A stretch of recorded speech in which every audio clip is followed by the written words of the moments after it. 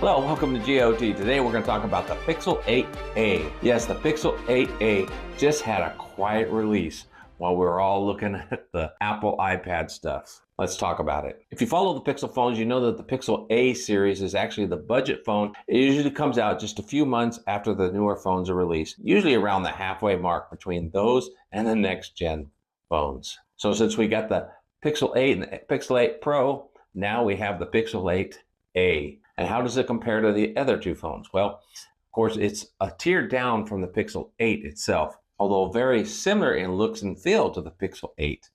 The Pixel 8a is just a slight bit smaller, being a 6.1 inch screen versus 6.2 inch screen on the Pixel 8. But just like the Pixel 8, it only has the two cameras, which in the previous 2 years, the Pixel A series has been on the top. In the camera comparison surveys done by some of the top YouTubers, meaning the 7A took one of the top spots this last year, the year before that, the 6A.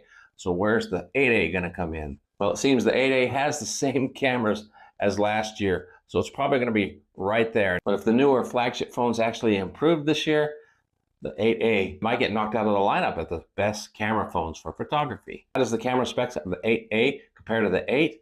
On the Pixel 8, you have a 50 megapixel standard camera, 1.7 f-stop, so it'll take in a lot of light, giving us clear pictures. Now compared to the 8A, it's 64 megapixels, and its f rating is 1.9, so it's not quite as good as the 1.7 allow more light, but it may balance the photos better. But that's probably why the A series is rated really high. Hey, a quick interruption. I just want to say this channel is on the verge of hitting 1,000 subscribers, which you know is a plateau for all of us new YouTubers. So if you want to help me out, please make sure to subscribe. It's free and it helps you to be sure not to miss out on any great content and videos that we put out. Thanks for your support. Now the Pixel 8a is getting the same Google Tensor G3 chip as the other phones, so there's not a whole lot of loss in performance there. And the Pixel 8a also has a 120 Hz refresh rate on its screen, as well as going up to 2000 nits in brightness.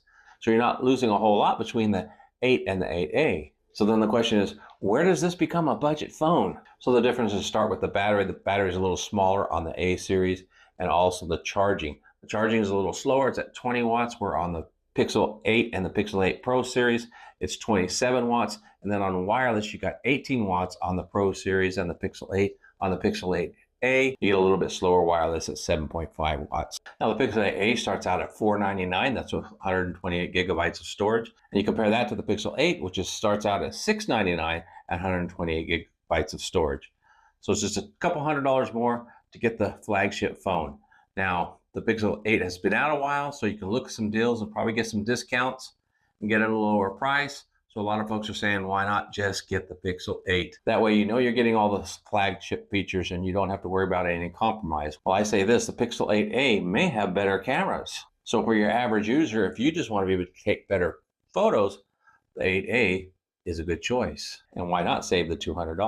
Now the Pixel 8a and the Pixel 8 are pretty much the same size as far as format and size of the phone. The Pixel 8a just has a little bit more border around the front screen, which is why it's a 6.1 versus a 6.2. But between those two sizes, you are not really going to notice the difference. Now the Pixel 8a comes with the same 7-year guaranteed upgrades and security patches that you're getting with the 8 and the 8 Pro, except at 7 years, it's going to be a little 6 months longer because it's a newer phone. So who is the 8a built for? Well, the 8a is built for those more money conscious people that really want to save their money but still get top performance, which I believe you will get out of that 8a. Now the Pixel 8a, you can actually pre-order it now, and they're giving you a $100 gift certificate for the store if you buy it now. So that's a pretty good deal. You could use that towards maybe the Pixel Fold in the future, or just for other accessories for your new Pixel 8a. Now I do have a question for y'all. Have you liked this video yet? Have you subscribed? Make sure to do that down below. Like and subscribe if you haven't already. I hope this video has been informative, and if you're a Pixel A series lover,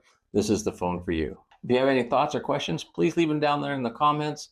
And of course, while you're down there, don't forget to subscribe to the channel for more updated tech news on the technology of today. If you've never tried a Pixel A series phone, you got to try it. Thanks for hanging out with me. Until next time, God bless.